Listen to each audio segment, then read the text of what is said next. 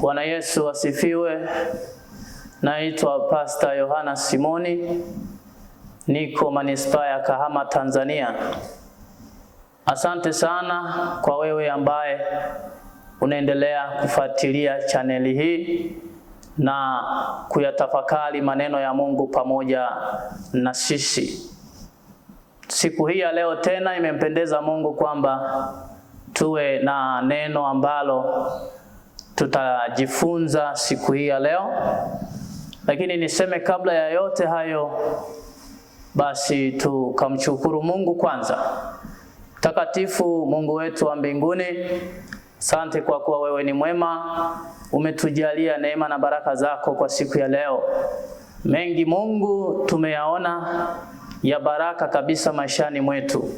Lakini hata huu wakati tunakwenda kushiriki neno hili, Mungu tunaamini ni baraka kwetu.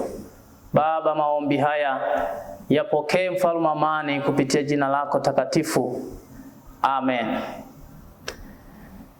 Basi moja kwa moja ni kupeleke kwenye neno la leo ambalo lina somo litakalotuongoza, na somo hilo linasema roho za giza zinazotenda kazi katika majina.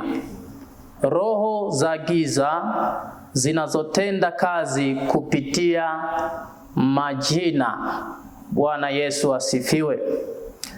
Nina neno ambalo ninakwenda kukusomea kwenye kitabu cha Mwanzo sura ya 17 na mstari ule wa 5. Biblia inasema kwenye huo mstari kwamba wala jina lako hutaitwa tena Abraham, lakini jina lako utaitwa Ibrahimu, kwani nimekuweka uwe baba wa mataifa mengi. Shalom. Biblia inapozungumza hapa inasema kwa habari ya Ibrahimu kwamba wakati anatoka Uru wa Wakaridayo hakuwa na baraka ya mtoto kwenye familia yake. Hivyo basi Mungu anamwita, anamwambia twende Kanaani. Mungu anamwahidi kumpa Ibrahimu mtoto. Lakini awali ya yote hayo tunaona kwamba Ibrahimu hakuwa anaitwa Ibrahimu, alikuwa anaitwa Abraham. Hivyo basi kwa jina hilo tu, au kwa maana halisi tu ya jina hilo, tayari hilo jina lilionekana ni jina ambalo lilikuwa kinyume katika ulimwengu wa roho. Ni jina ambalo halikuwa na nguvu au uweza wa kumpatia Ibrahimu uzazi.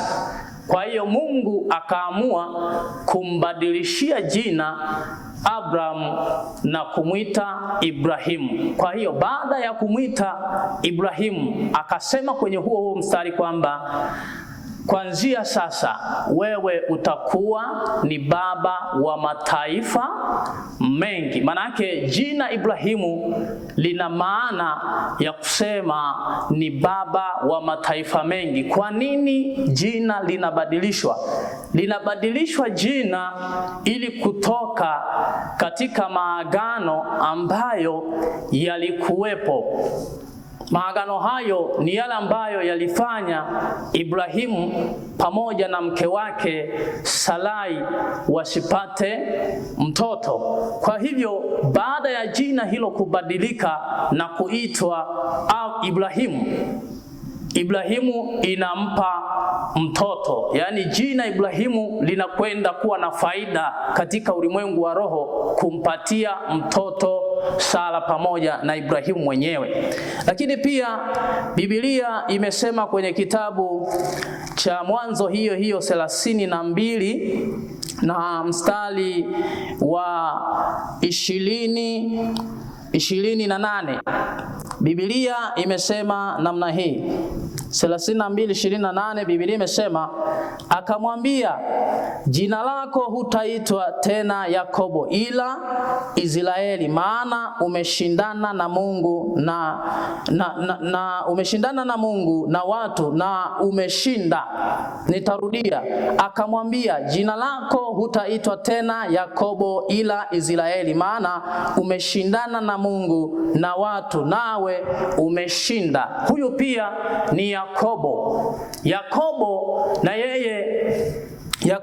yeye alikuwa na jina ambalo lilikuwa halina matokeo katika ulimwengu wa roho. Maana yake lilikuwa ni jina ambalo halina ushindi ndani yake, lakini Mungu akaamua kumtengenezea jina lingine, yani kumbadilishia jina Yakobo. Kwa hiyo Yakobo kutoka kwenye Uyakobo anakwenda kuwa Israeli, na Israeli ni kwamba umeshindana na Mungu pamoja na watu na umeshinda. Maana yake jina Israeli lilikuwa na maana ya mtu mshindi, kwamba ameshinda.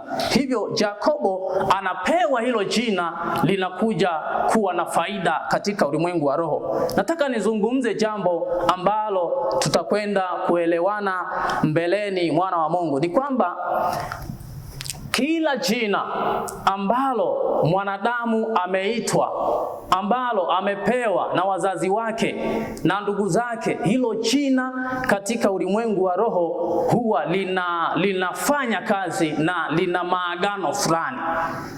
Bwana Yesu asifiwe. Huwa lina maagano fulani. Kwa mfano, kwa watu wa jamii ya watu wanaokaa Shinyanga, wana majina yao ambayo kwa kweli kiasili yana maana, lakini si maana tu, bado hata katika ulimwengu wa roho hayo majina yanatenda kazi.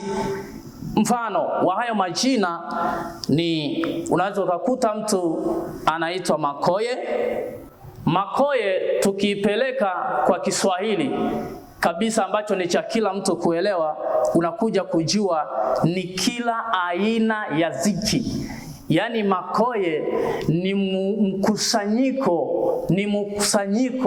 wa matatizo mengi. Kwa hiyo jina Makoye lina maana hiyo. Lakini pia ukiangalia, nimekutana na watu anaitwa Tatizo. Lakini tatizo ni tatizo, hatuwezi kuwa na maana nyingine tofauti na hiyo.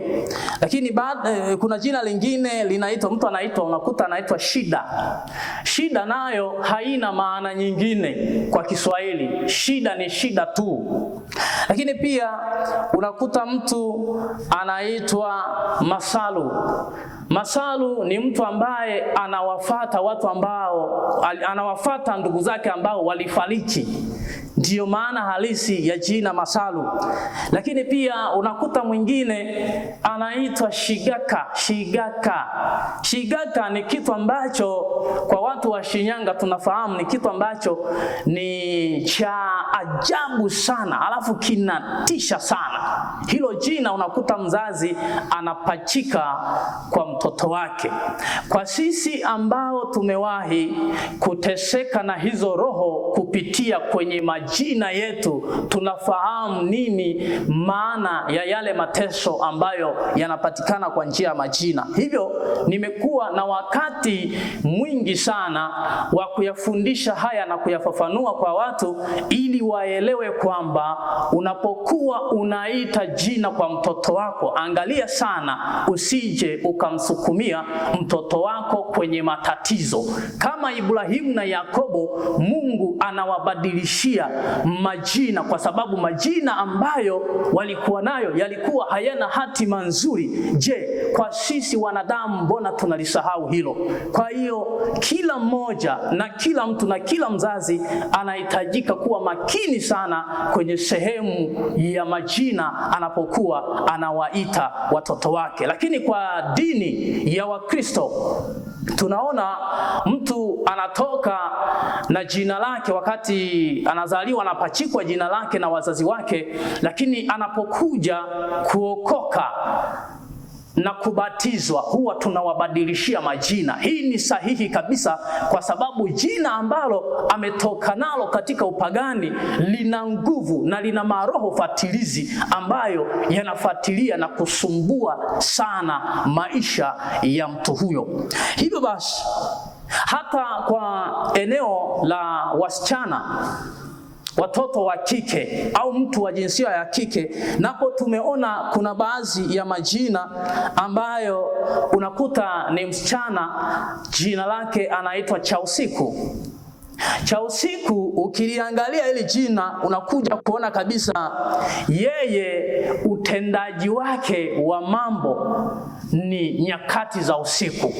Yaani amepatikana usiku, lakini unaweza ukashangaa hizo roho zinamfuatilia. Huyu mtoto anakuwa ni mtu wa kufanya mambo usiku kwenye giza. Kwa hiyo jina lazima liwe na maana, na hiyo maana katika ulimwengu wa roho lazima iishi. Na nina historia kidogo ya wasichana ambao walikuwa na hili jina. Nina historia ya watu kama 3 waliokuwa na jina Chausiku.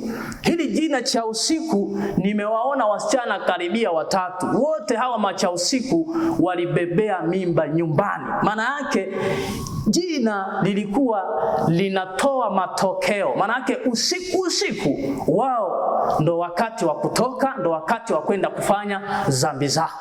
Kwa hiyo tuwe makini sana na majina. Lakini unakuta mwingine anaitwa Siwema. Siwema maana yake kama si wema basi ni nini? Maana yake ni ubaya. Sasa Siwema maana yake si wema, sasa ni ubaya. Haya majina yanatesa sana katika ulimwengu wa roho, lakini wazazi tumekuwa tukiwapachika watoto bila kuyazingatia. Unakuta mwingine anaitwa, ni msichana mzuri tu, anazaliwa kwenye familia, anabatizwa jina la Nyamizi.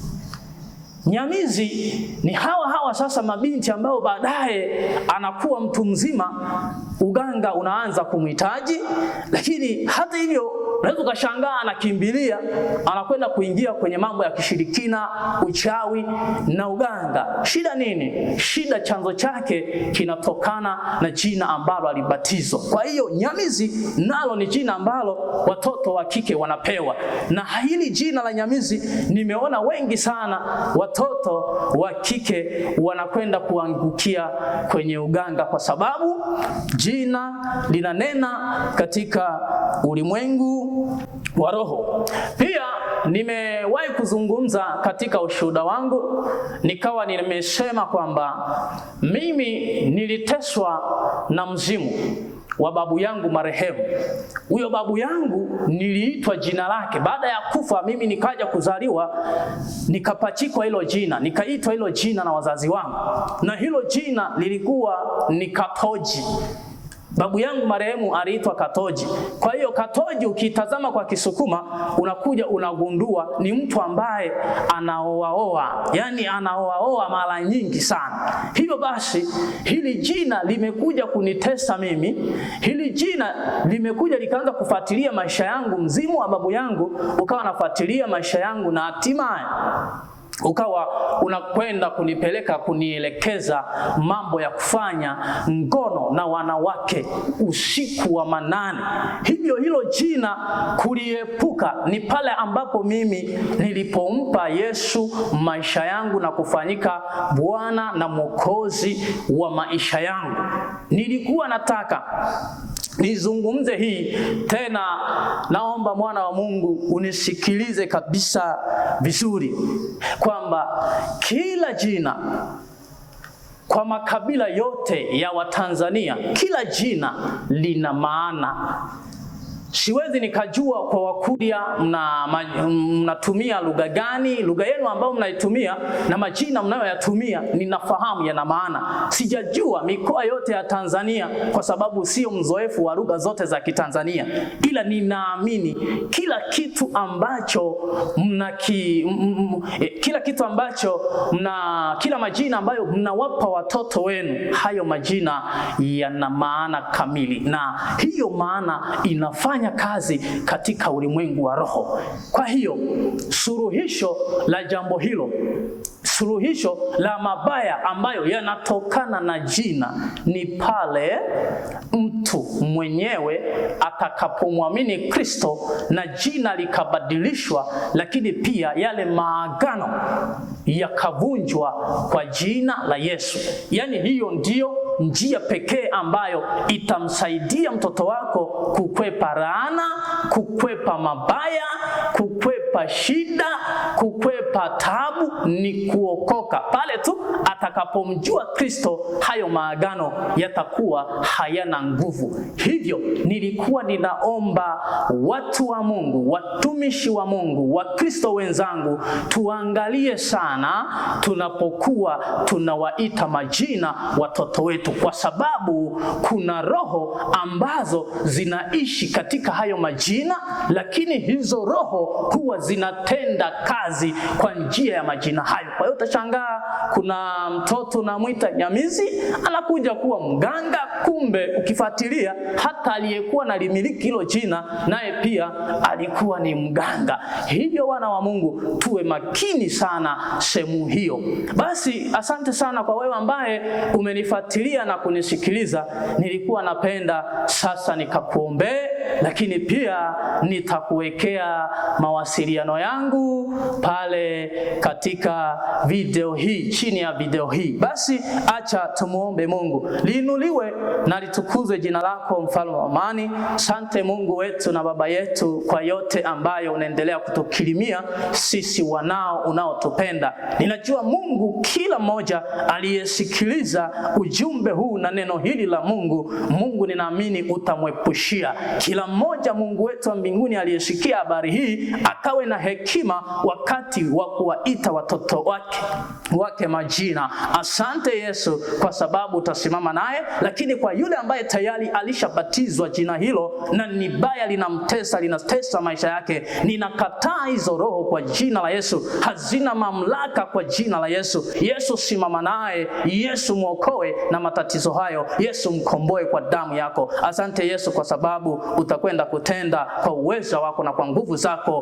kumkomboa mtoto wako unayempenda. Ni katika jina la Yesu Kristo wa Nazareti aliye hai, Baba, ninaomba na kuamini, amen. Basi nikutakie wakati mwema, lakini namba zangu ni 0758559907. Mungu akubariki. Kwa hiyo piga simu wakati wowote, majira yoyote, nitapokea simu na tutafanya maombi pamoja na wewe ili kuzitangua hizo laana na hizo roho ambazo ziko kwenye jina lako. Asante sana na Mungu akubariki.